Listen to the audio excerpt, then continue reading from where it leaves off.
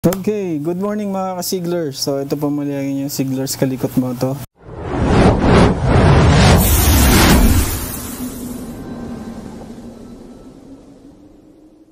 And guys, medyo matagal tayong hindi nakapag-create ng ating motovlog kasi nagkaroon kami ng emergency sa aming family. My father-in-law passed away, so kaya hindi natin nasikaso yung ating pagbibideo. So marami tayong mga naka-line up. At abangan nyo lang, next week maglalabas tayo ng ating mga video. So for today, yung gagawin natin, magpapalit tayo ng ignition coil ng ating MX250, no? Kasi i-ready natin siya sa trail natin. And napansin ko na medyo parang malakas sa consumption yung stock. Kasi na parang around 130 yata yung pilot jet niya. So medyo malaki yon kung gagamitin mo siya sa trail, masyadong malaki yung butas. At alam natin pag malaki ang butas, maganda ang performance, syempre malakas humatak. Pero the problem with that is malakas yung consumption.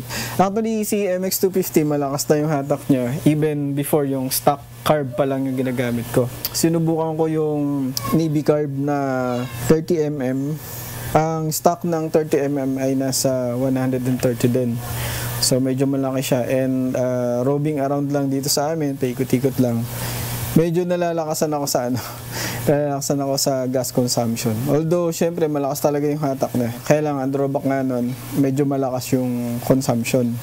Okay, sa trail natin, mangangamote tayo or mamumulubi tayo pag ganun kalakas yung consumption nyo. Baka madaling maubos yung gas natin. So mahirap na kung maubusan tayo sa loob ng trail site. Meron akong biniling 115. Yung 115, ito yung nakalagay sa stock. Yung size niya, 115 talaga yun. Meron din akong biniling 120. So ngayon susubukan ko muna yung 120 kasi nasubukan ko na yung 115. And talagang napakatipid. So for now, ang susubukan ko muna is 120 since meron kaming schedule na trail next week. We'll see kung malakas ang consumption ng 120 kumpara natin sa 130. So definitely sa 115, tipid ka talaga and ramdam mo pa rin yung power kasi malakas naman talaga si MX250. Pero like I said nga, nasubukan ko na yung 115. So subukan naman natin yung 120 and sabihin ko sa inyo yung observation ko nito. And another thing na papalitan natin for today, stock pa yung ignition coil ng ating MX250. So actually maganda yung ignition coil ng Navy carb, Navy Racing. Maraming nagsasabi na maganda yung performance ng kuryente niya. Zero resistance yung cable. Kasi pag merong resistance yung cable, so definitely makikita natin na bawas yung pasok ng kuryente sa spark plug natin. Mas maganda kung ang pasok ng kuryente sa spark plug coming from ignition coil is as in wala talagang resistance. So kung ano yung nilalabas ng ignition coil, yun yung mas magandang papasok dun sa spark plug natin. So samahan nyo ako guys, palitan natin yung ating ignition coil. So ang unahin muna natin tanggalin, syempre yung tangke. So nandito sa ilalim yung yung matornilyo niya kasi nandito sa loob yung ignition coil. Mamaya papakita ko sa inyo. So for now, tanggalin muna natin to. So okay guys, tanggalan natin yung yung tangke natin. And ito yung kanyang ignition coil. So ito stock pa talaga to. And papalitan natin to mamaya ng Navy.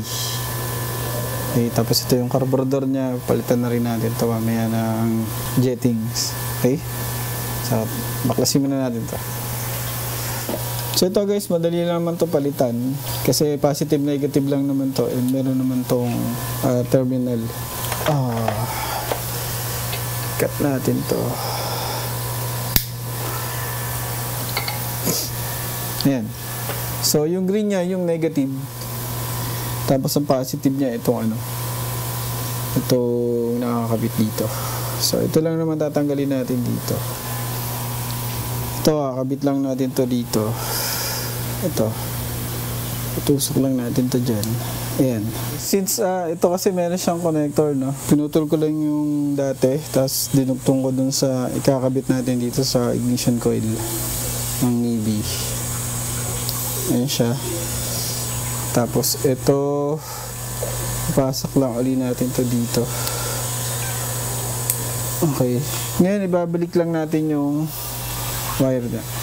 So, wag natin kalimutan to guys, tong ground niya. Dito lang din sa ground. Pwedeng sa ilalim, pwedeng sa ibabaw yan. Wala kang kaso. Okay. So, tatanggalin natin tong spark plug. So yun guys, na-set na natin. Palitan naman natin yung jettings.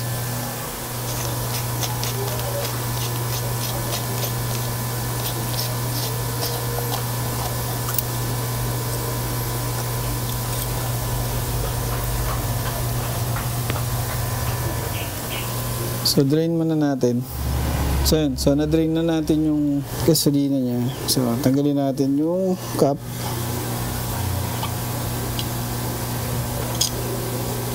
Okay.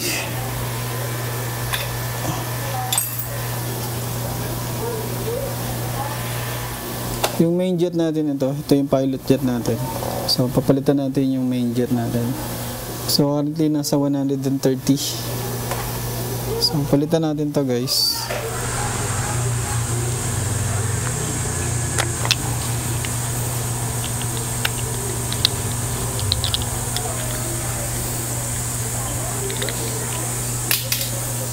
So sa pagpapalit guys, gumamit lang ako ng katala. Nipit ko lang dito. Kasi kapag medyo, pag stock to, ang tendency kasi niyan, pag iniikot mo, pwedeng sumama yung pinaka-diffuser natin. So hindi natin kailangan galawin yung diffuser, yung pilot jet lang yung kailangan natin gawin. So madali lang naman siyang i-unscrew. So ito lang siya guys. So meron ako ditong dalawa, isang 115 and 120. So ito muna 120 yung gagalawin natin.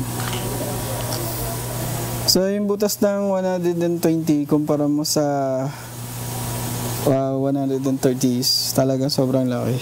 So sa side nito meron tong nakalagay na hindi kita sobrang liit. So banda rito, meron siya nakalagay na logo ng Navy and then 120.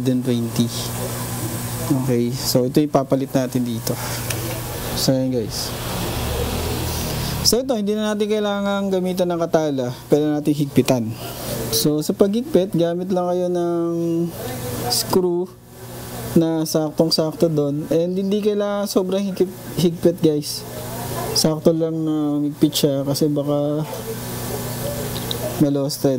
So ayan. Ayan siya. And pag natin yung screw. So ito ay naka-allen pa.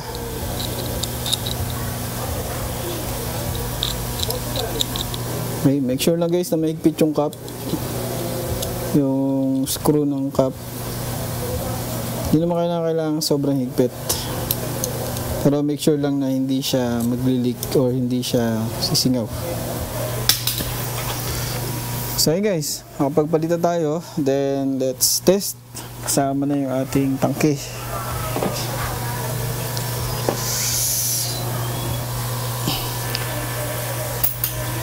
Okay guys, so nakabitan natin. Nakapagpalitan tayo ng ignition coil. Nakapagpalit na rin tayo ng ating pilot jet na 120. Sa performance kasi ng 130, ano talaga to, takaw gasolina talaga to. Stock to kasi 130 yung ating yung 30mm yung ating carburetor. Mamaya ipa-fine tune natin siya kasi nagpalit tayo ng jetting. So possibly yung minor nito magbabago. So ipa-fine tune pa natin yan. So meron lang ako naging issue kanina. So currently ito yung setup natin ngayon. So kung mapapansin ninyo, pinalitan ko ng wire. So ito yung original Navy wire. Tapos ang kinabit ko is yung stock. Ang naging issue ko kasi mahina yung pasok ng kuryente dito. So testing muna natin. So ayan siya guys. So, yan yung minor niya. Medyo binabaan ko lang ng minor para makita natin. Pero pag binirit mo yan,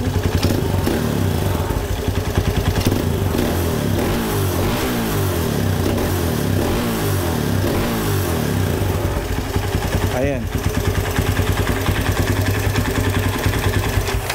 So, okay guys. So, ayan. Natapos na natin yung ating motor. Sasato na siya. So, ayan na siya guys. Nabuo na natin uli. So, nagpalit ako ng ignition coil na Nibi. Tapos, nagpalit ako ng jettings ng ating carburetor, which is 120. Start natin guys. So, ayan. Maganda yung kuryente nung nung Navy. Tapos yung 120 na main jet natin. Ayan. Ito siya.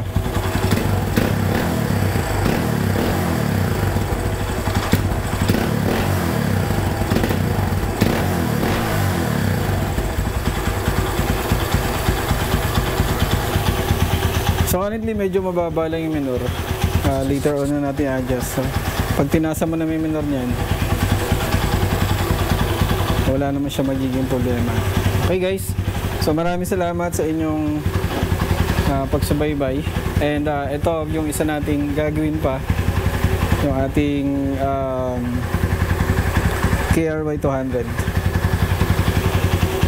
Okay guys, so ayan, maraming salamat sa inyong pagsubaybay.